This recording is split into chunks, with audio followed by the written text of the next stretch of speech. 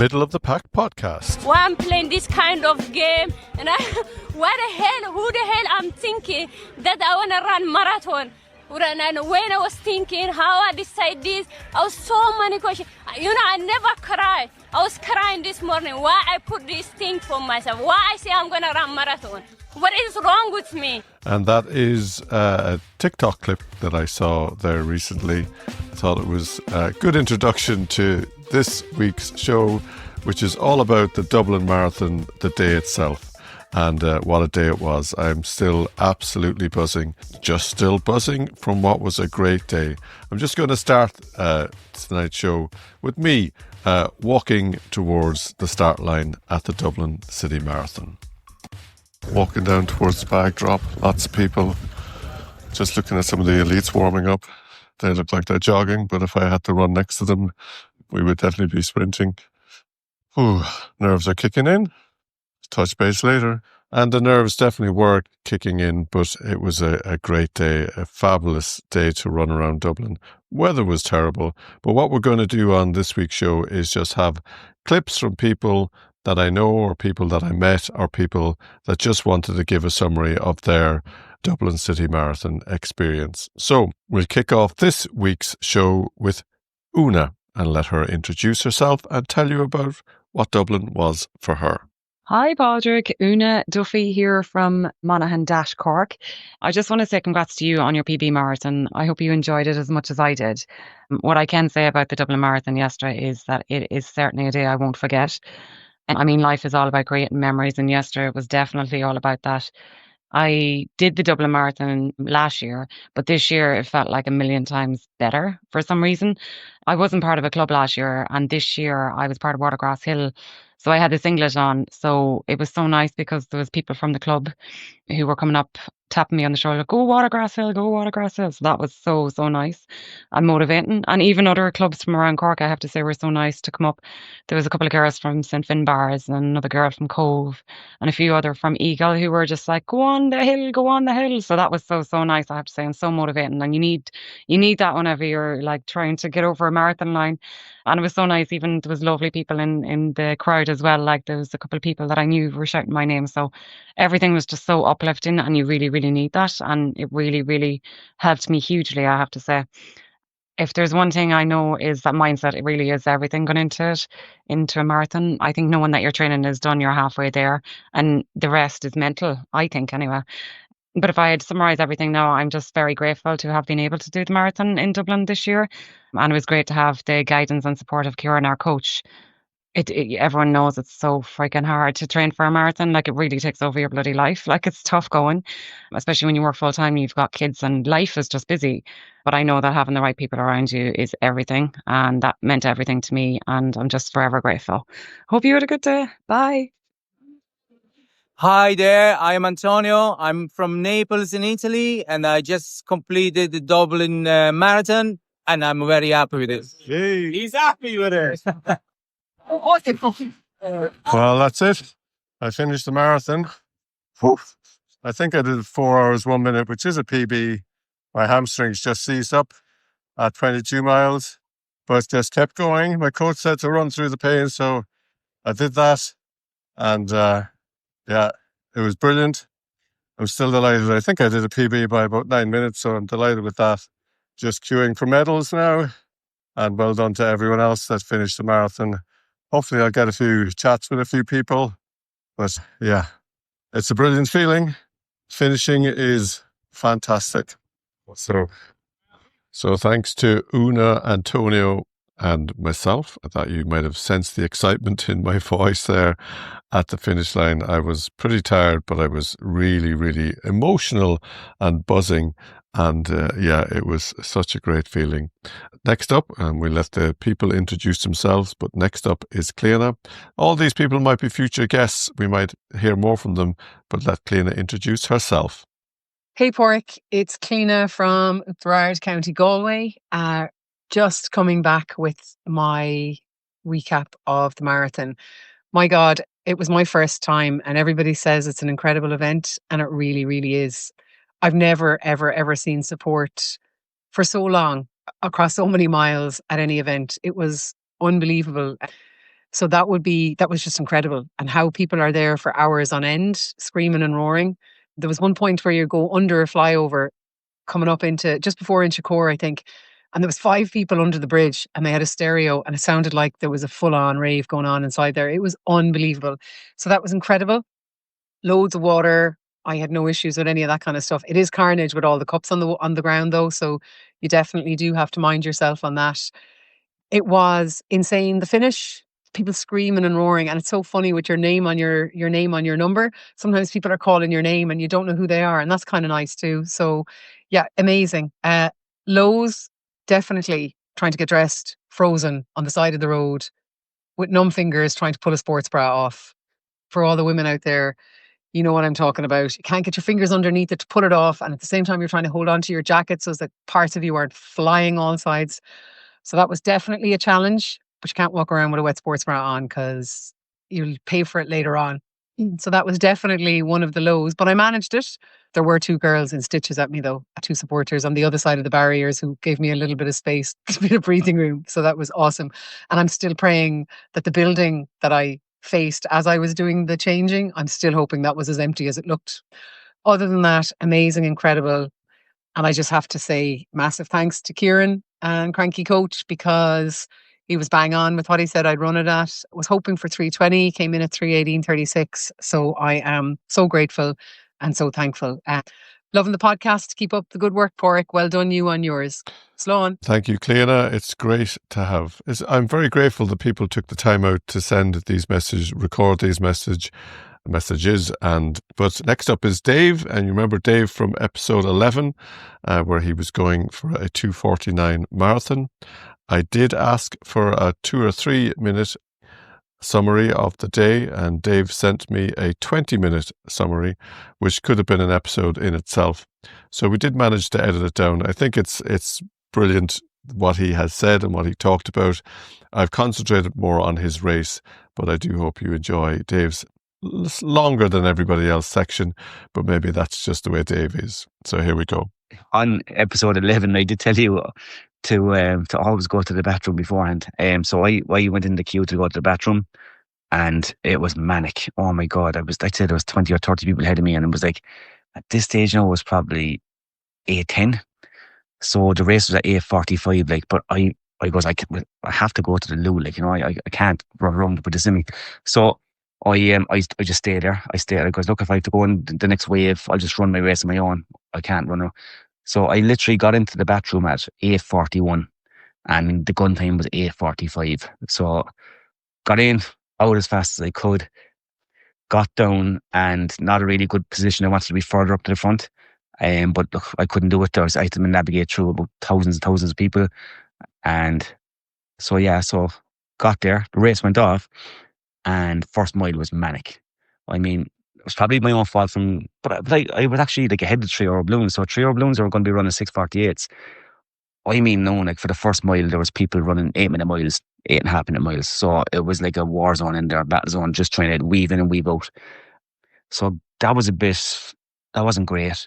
Kind of settled down for mile 2. We got it back to 6:25, which was the target pace. Me and Alfie, and we had Aaron, and we had Paul from Eagle as well.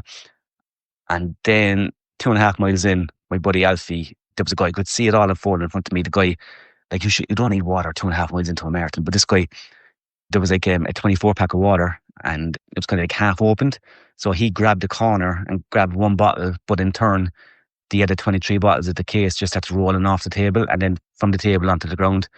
And my running buddy Alfie, he couldn't get out of it. Like, you know, he just literally, it was like something out of a cartoon sketch. The bottle came under his foot. He went up in the air, rolled his ankle, bang, Alfie, gone. Good luck.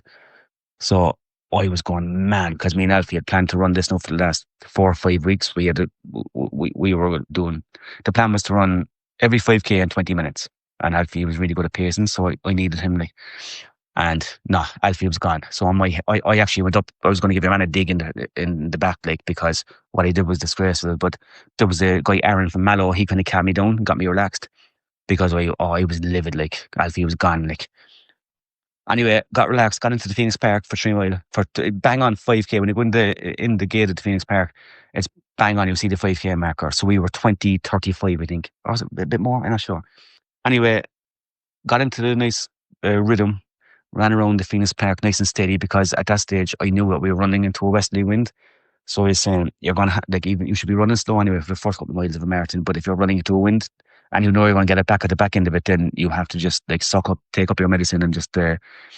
So I think I did the second 5K. So from 6 miles, or sorry, 6K to 10K, I think I was bang on the 6:25 pace. But then when you come out of the park, then you got those 3 fast miles, and I really attacked those fast miles. So going over halfway, I saw the clock, and I was so. You actually titled my episode on your podcast for Dave Buckley chasing 2:49. So basically, I came out, or sorry, I got to halfway at, right, let's do the maths here now. Basically, I was bang on halfway for 2:49, 2 seconds under. So I got to like 18, 19, and then I got to like 21 miles, and I don't like, and it was like about a K before the Heartbreak Hill. And I think there's actually a bit of a pull going up Middletown that way before you even get to Heartbreak Hill. And I got the old twitch in the hamstring, and I was like, oh no, shoot, it's going to happen again, isn't it? So I took the pace down a bit, and I got up Heartbreak Hill, and I was actually grand. I was grand. And I came down back over the hill onto the main road. I don't know what that's called, the North Circular Road, is it? And it really started pinging again. So I tried to take the pace off again, went up over the flyover, back down the other side of the flyover, and it was really, really getting bad at this stage. It felt like I was like even like run limping as such. I don't know, that's how you can describe it. And I just managed it, and I literally got to, I'd say, about 38.7K, 38.8K. I could see the 40K marker, and bang, gone, went. I was like, oh no. So I had to stop. I stopped. I wasn't on my back like I was last year, or when I was in Cork, I wasn't that severe. I just stepped off the side of the road, and I just did the old football stretch there where you bend over and bring your toes up to your chin and touch it. I tried to get going a couple of times, but it flared up, and but after about, I'd say maybe 60 or 90 seconds, I was able to get back in. So I said, don't run, just jog. So I jogged for about 10 strides, and I got back into, walked. I walked for about 10 strides, and then I got back into a bit of a jog, and I was grand again. So I passed the RDS up the road, and like I was there, geez, I'm going by there. But like in my head, so I had to stop again at 800 meters. I went again, I could see the sign, the purple sign, 800 meters to go. I was like, oh no, what's going on? And you see all the people, and they were there stopping this thing. They're saying, why are you stopping now for? You're only like 800 meters away. And they don't know the pain you're going through. So I got going again anyway. But in my head, I didn't know how long I stopped for. I hadn't got the actual official, as in the main time on my watch. I would just had lap time on my watch. So I didn't know what the accumulative time was. So I was thinking, like, with the stops and the stretching, I think I was there. Look, you're on for 2:53. Look, it's not going to be 2:49, but it's 2:53. It's a 4-minute PB. My PB was last year up in Dublin, even though I had a nightmare in Dublin last year. I actually PB'd up in Dublin last year. So that was 2:57. So I was in my head, I was like, look, you're going to run 2:53, happy days. And I ran the last kilometre with a big smile on my face, even though it didn't go to plan. And then I got around the corner, literally like 50 or 70 meters to go, and I could see the clock, and I could see 2:50. And I was there, what? No way, how is this possible? So anyway, I got under at 21:05, I think, but because I started later, like it took me 20-25 seconds to get to where my chip time would go off. I actually ran 2:50:48. That was my official time. So I missed the 2:49 by 49 seconds. But you know what? I don't care. I don't care. I'm absolutely buzzing. I'm delighted. It's like it's a 7-minute PB. I know if my legs, like, because there was a guy actually who was behind me, and he ended up finishing ahead of me because his legs didn't pack up, and he ran 2:48, 40 something, and I was ahead of him. So I was on for a 2:48 low. I'm not going to fall out over 40 odd seconds. Had a great time, but Dublin is unbelievable. I mean, the bell cows there, whatever they're called, the cow whistles, whatever, cowbells at every corner, the support, the DJs, the bands. It's just unbelievable. Like, I mean, it's just an unbelievable marathon. And for those of you that do park runs on a regular occurrence, you might recognize that cheer from Graham, and thanks for his input.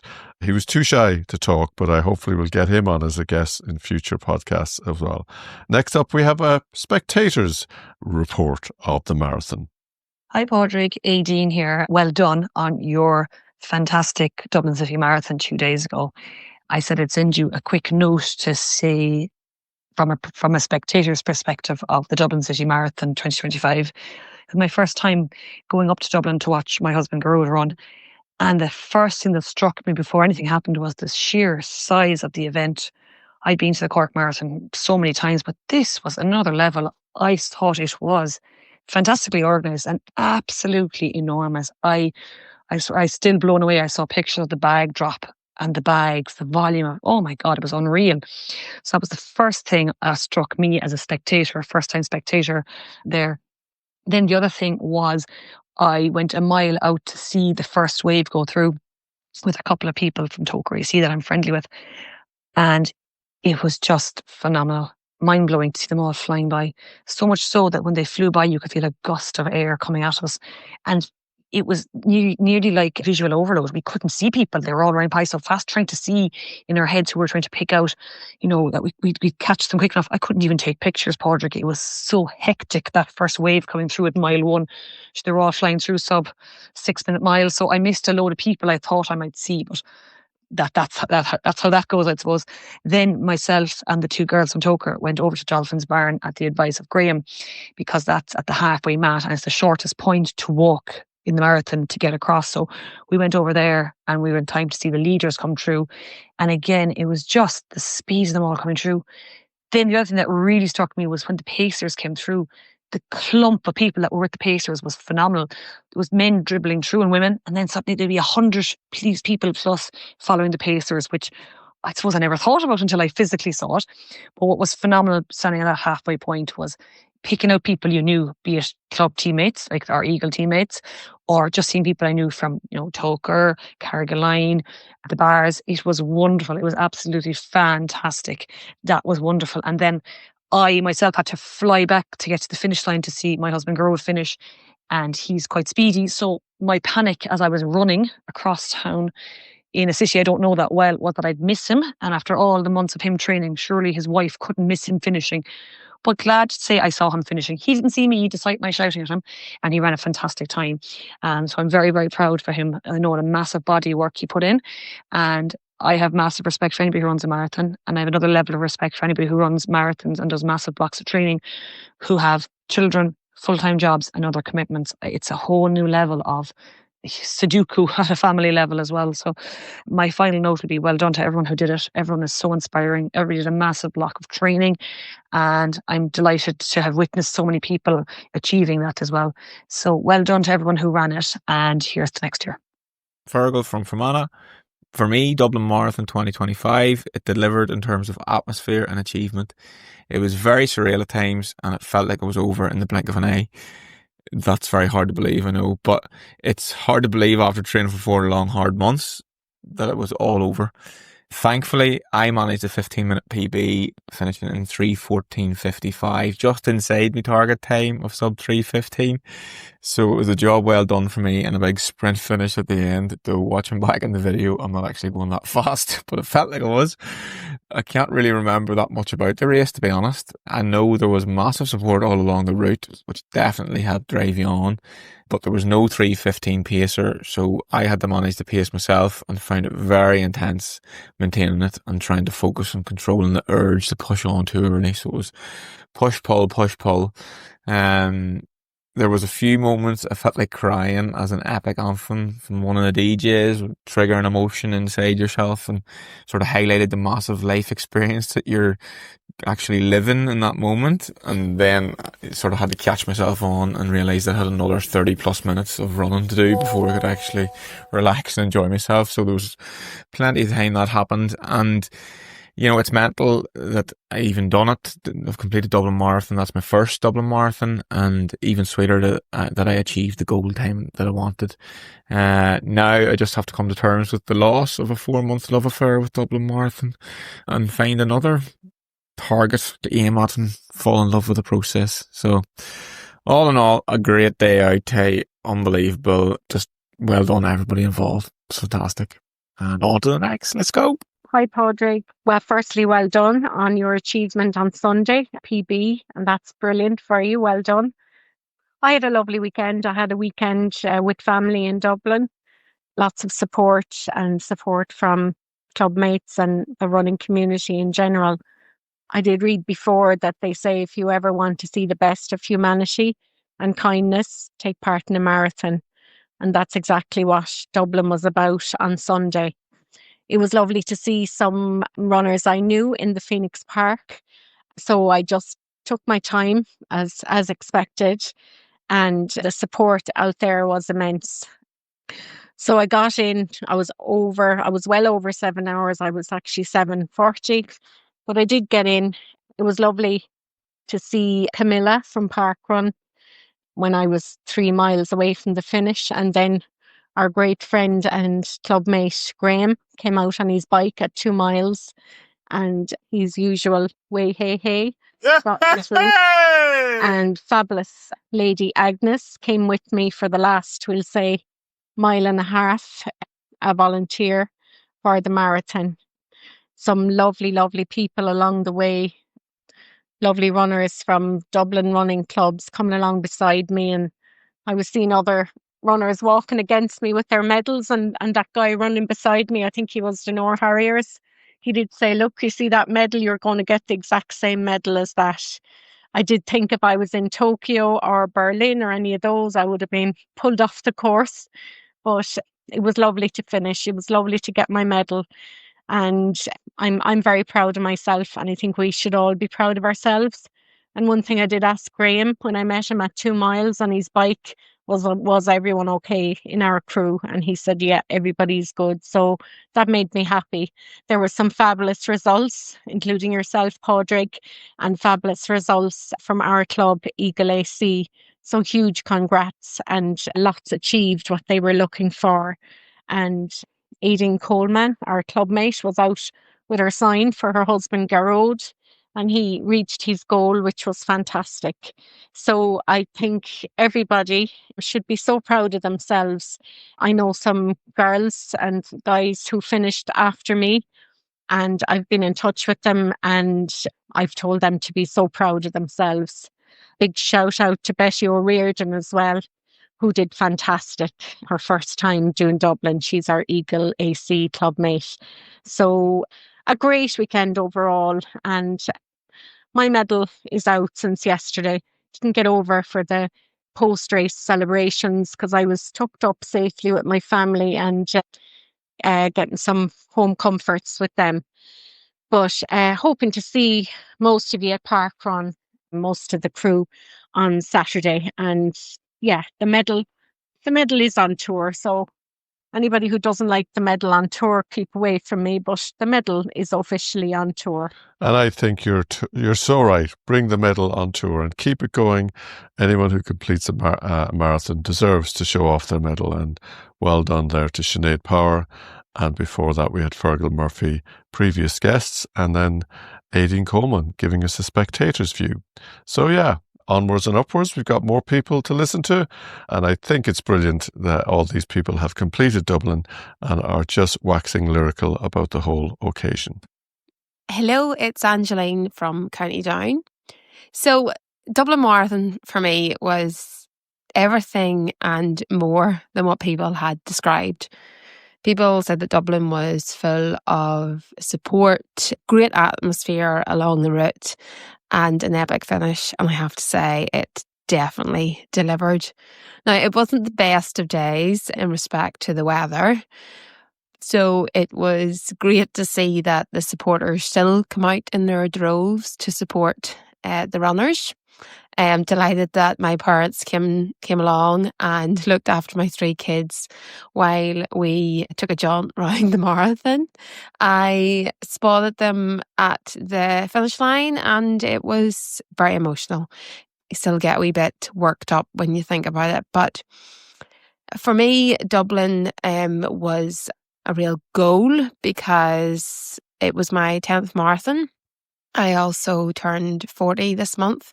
So I wanted to prove to myself that I could indeed get under a sub-4 marathon.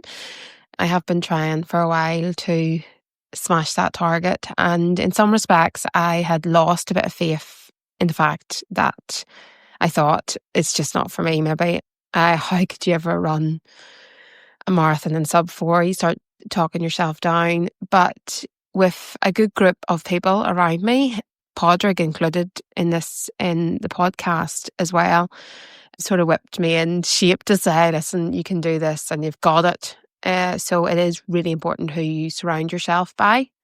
The start line at Dublin Marathon was busy. It was cold, it was chilly. I was actually looking out for Padraig and his wife Yvonne, but I couldn't find them, and I didn't see them along the route either.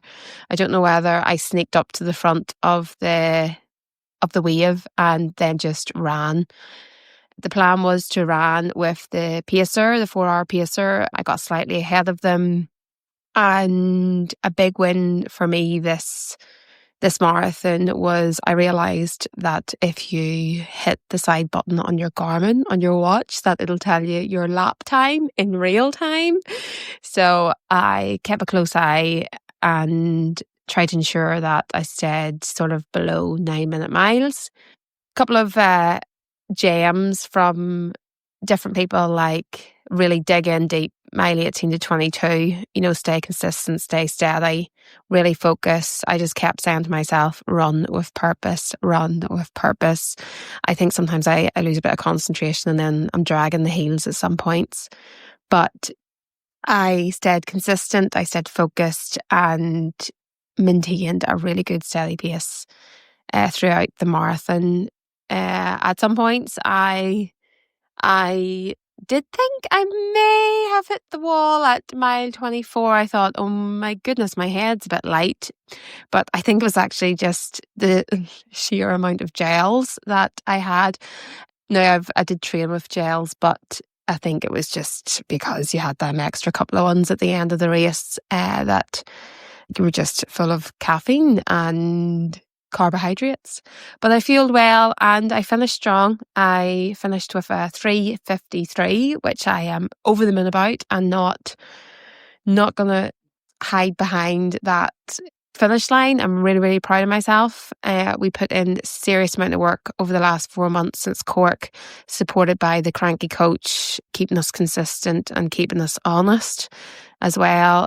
Big takeaway for me was the sessions. I have never really focused on sessions in previous training blocks, and this really helped me not only get faster but have that confidence to run faster. So thank you very much, Dublin. Thank you very much to all the supporters, the volunteers, just the people that made it such a special day. Too soon to say if I'll be back, but I'm going to just glory in the fact that I'm a now sub-4 marathon runner. I smashed my target and I am proud. Going to enjoy this week. Going to take the rest and sure we'll get a new target in maybe in a couple of weeks. Hi Padraig, Vicky Donnelly here from Eagle Athletic Club. I'm just about coming around after what was an incredible weekend in Dublin. It was my second ever marathon, my first being Cork in June of this year. And it kind of kills me to say it as a Corkonian, but Dublin blew me away. I just found the whole experience overwhelming in a really good way, but just from the amount of participants, the number of supporters out on a cold, wet morning, the organisation, the volunteers, it was an emotional experience and something I suppose I just hadn't expected how big it would really be. And just the kindness people were showing, the words of encouragement, the noise, the jellies, the plates of oranges, the gels, people were just so good from start to finish. There was no lonely patch in the whole course. And yeah, got my PB of 3 hours 15, which was brilliant for me and I was chuffed with after 3:23 in Cork. So yeah, I just thought it was an amazing event. I would definitely be back if I can get a place next year. And yeah, just an overall really, really positive experience. I know there was a few people that were, maybe giving out a little bit about bag drops and about bib collections and all of that. But yeah, look, I've nothing major to compare it with, but we all got there. Yes, there might have been a bit of patience required at times, but overall, I think an amazing job from everybody involved in organising it. And yeah, just such lovely community spirit amongst the runners as well. Before I started running, I would have thought that running was a really self-centered kind of sport, I suppose, having come from a team sport background. But it's the absolute opposite. Runners out in the course just giving their support, helping each other. And yeah, I don't know, I just thought the whole thing was absolutely amazing. And I'm looking forward to the next one already. A little bit broken today, but I'm sure I'll get over it. A little bit of rest and recovery now. Good food, good sleep, and yeah, get back on track and see what race I'm going to book next. Thanks to Angeline, Vicky there for the final contributions. Vicky covered everything that I wanted to talk about at the very end of the show. I wanted to talk about the volunteers, the crowd support, and everything that made Dublin Marathon really special. So thank you to everyone that popped on with a voice note for this week's show. It's much appreciated, and it's always very appreciated the amount of feedback and support that I'm getting from all you guys out there. So please keep on listening, keep on supporting, and more importantly, keep on running. But I do hope you've enjoyed this week's show, and keep on tuning in. We will next week be looking at an episode from the recovery room, which is much needed at the moment for me. But for this week, and as always,